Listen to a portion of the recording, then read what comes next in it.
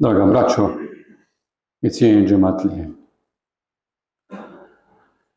hvala pripada milostivom Allahu dželle šanuhu, gospodaru sudnjeg dana, gospodaru u čijoj je ruci naš život i naša smrt.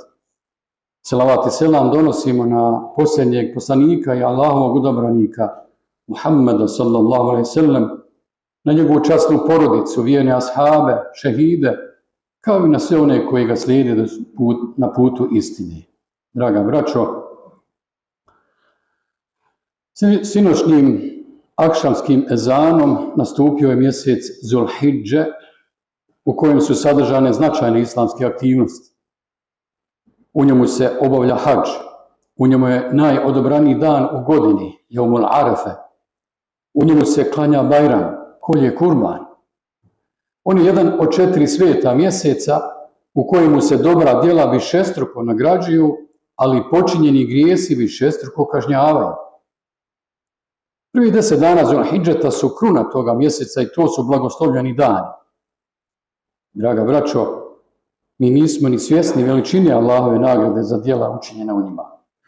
Zbog njihove vrijednosti uzvišeni Allah subhanahu wa ta'ala se kune njima i kaže sljedeće: Sta'idhu billah,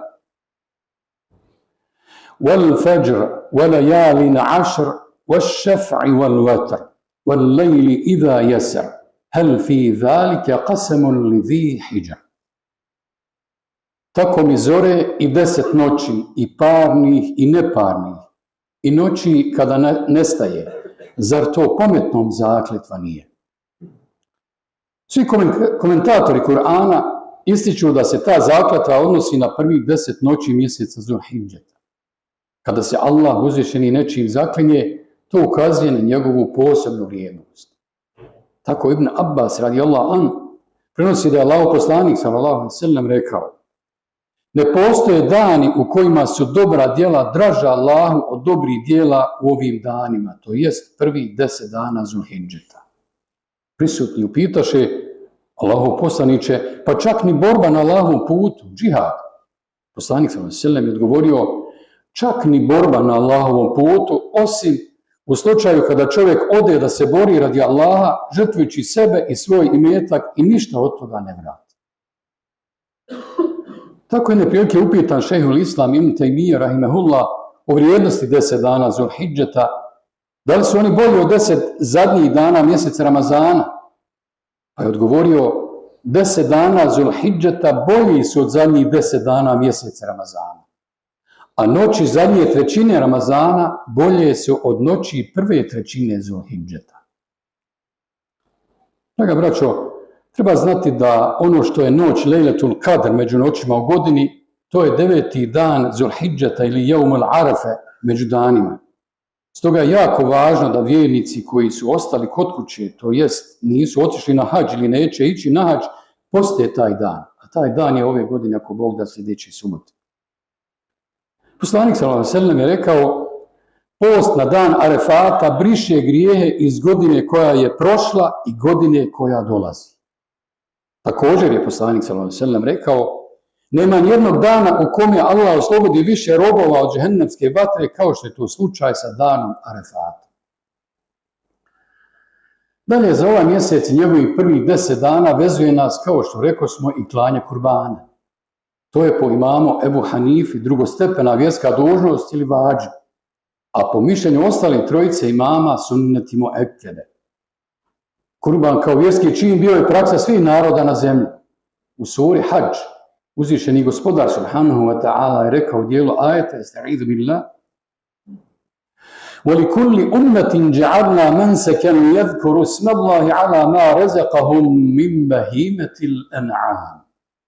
Svakoj zajednici propisali smo klanje kurbana da bi spominjali Allahovo ime prilikom klanja stoke koju im on daje.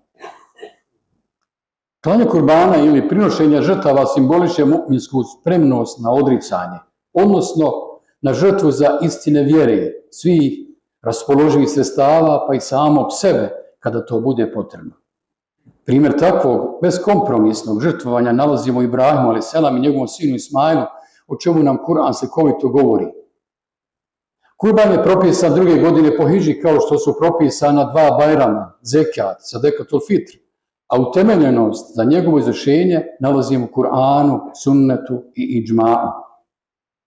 Tako uzvišeni Allah i veli, zato klanjaj namaz i kolji kurban. Allahu poslanik sallallahu alejhi ve sellem redovno je klao kurban, što razumijemo iz predaje Enesa radijallahu anhu koji je rekao, vjerovjesnik sallallahu alejhi ve sellem žrtvovaše 2 bijela rogata ovna svojim rukama i tom prilikom spominjaše Allahu ime govoreći Bismillahi Allahu ekber.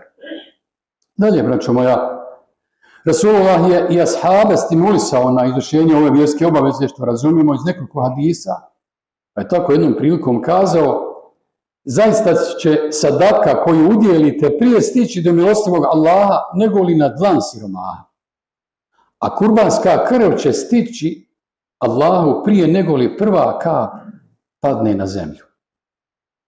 Isto tako govoreći o kurbanu kao dobrom djelu koje se uradi na Bajram, ali selam je rekao, najbolje čovjekovo djelo i ono što Allah najviše voli na kurban Bajram je prolijevanje kurbanske krvi. Zaista će kurban na sudnjem danu doći sa svojim rogovima, vunom i papcima. Uistinu, krv kurbana stigne Allahu prije nego li padne na zemlju, pa zato lijepo postupajte sa kurbanima. Kurban je dužan zaklati, braćo moja, svaki musliman kome tokom kurban Bajrama pretekne toliko novčanih ili materijalnih sredstava iz kojih bi mogao kupiti zaklati kurban. Poslanik sallallahu alejhi ve sellem je upozoravajući na one koji izbjegavaju izvršenje ove vjerske obaveze rekao: ko bude u mogućnosti, a ne zakolje kurban, neka se ne približava našim musallama, to jest našim džamijama na Bajram. Zato, draga braćo, imajući u vidu da je nastupio blagosloveni mjesec Zulhidže, potrudimo se da njegovih prvih 10 dana i noći iskoristimo ibadetu Allahu dželešanu i učinjenjem dobrih djela. Pokajmo se Allahu uzvišenom za započinjene grijehe i nadajmo se njegove milosti i oprostu, jer je on neizmjerno milostiv i mnogo prašta. Zato na kraju molim uzvišenog Gospodara da nas uputi na pravi put i da nam da snage na tom putu ako Bog da istrajemo. Amin. Ja rabbel alemin.